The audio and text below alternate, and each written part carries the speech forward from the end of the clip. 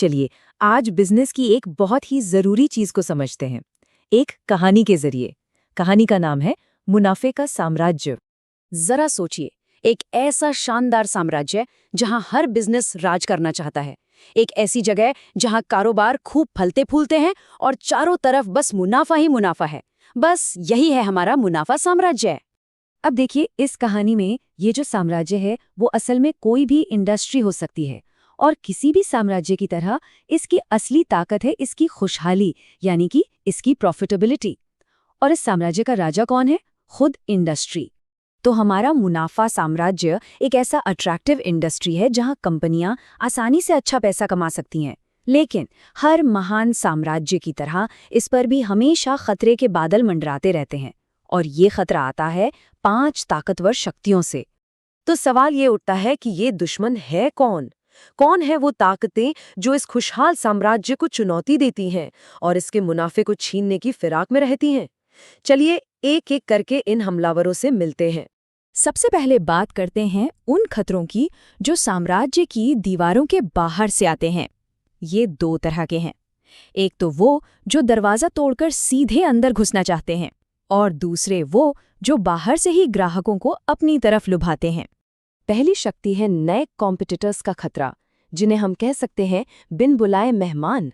सोचिए, अगर साम्राज्य के दरवाजे सबके लिए खुले हों, मतलब कोई नया बिजनेस शुरू करने में ज्यादा पैसा ना लगे, कोई सरकारी लाइसेंस ना चाहिए हो, और लोगों को किसी खास ब्रांड से कोई लगाव ना हो, तो क्या होगा?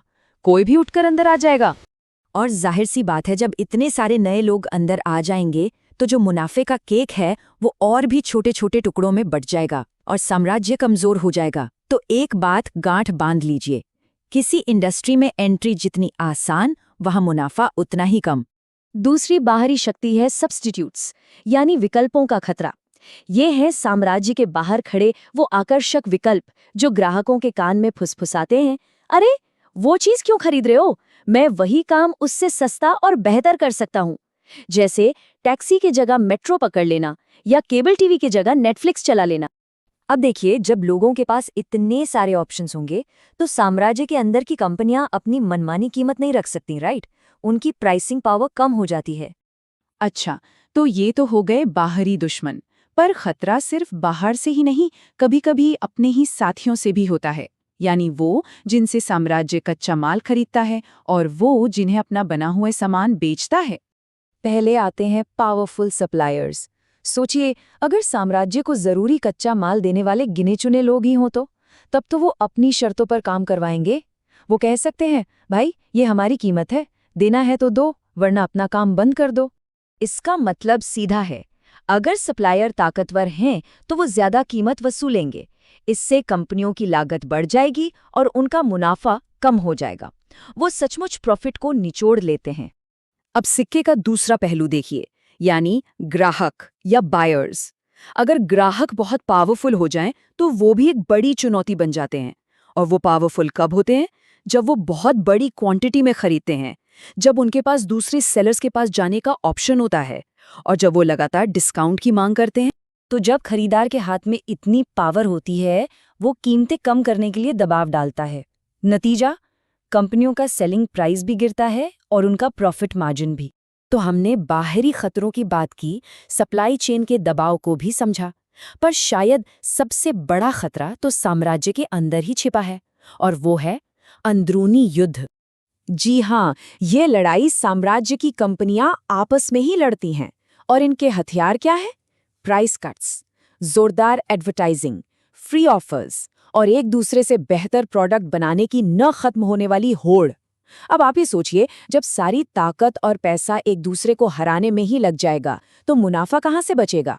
नियम सीधा है, ये आपसी लड़ाई, ये राइवलरी जितनी ज्यादा होगी, ये धीरे धीरे पूरे उद्योग की प्रॉफिटेबिलिटी को खत्म कर देगी। ये एक ऐसी जंग है जिसमें अक्सर कोई नहीं जीतता। तो अब जब राजा इंडस्ट्री ने इन 5 दुश्मनों को पहचान लिया है, तो वो अपने साम्राज्य के भविष्य का अंदाजा लगा सकता है, क्योंकि साम्राज्य का भाग्य इन 5 शक्तियों की मिलीजुली ताकत पर ही टिका है। राजा को अब सब कुछ शीशे की तरह साफ दिख रहा है। अगर नए लोग आएंगे तो मुनाफा बढ़ जाएगा, सप्लायर्स ताकतवर हुए तो वो मुनाफा निचोड़ लेंगे, खरीदार हावी हुए तो कीमतें गिर जाएंगी, बाजार में अच्छे विकल्प हुए तो दाम बढ़ा नहीं सकते, और अगर घर में ही लड़ाई छिड़ गई तो मुनाफा तो वैसे ही खत्म हो जाएगा। और बस यहीं से निकलता है अंतिम शाही फरमान। अगर ये पांचों शक्तियां कमजोर हैं तो वो साम्राज्य एक बहुत ही आकर्षक और मुनाफे वाली जगह है, लेकिन अगर इनमें से कोई भी शक्ति बहुत मजबूत है तो वो साम्राज्य एक कम मुनाफे वाली अनाकर्षक जगह बन जाता है। तो ये थी कहानी मुनाफा साम्राज्य की। अब एक सवाल सबके सोचने के लिए, अपने आसपास किसी भी इंडस्ट्री के बारे में सोचिए, चाहे वो एयरलाइंस हो, टेलीकॉम हो या फिर कॉफी शॉप्स का बिजनेस। उस साम्राज्य के लिए इन 5 शक्तियों में से सबसे बड़ा खतरा कौन सा है? इस पर सोचिए।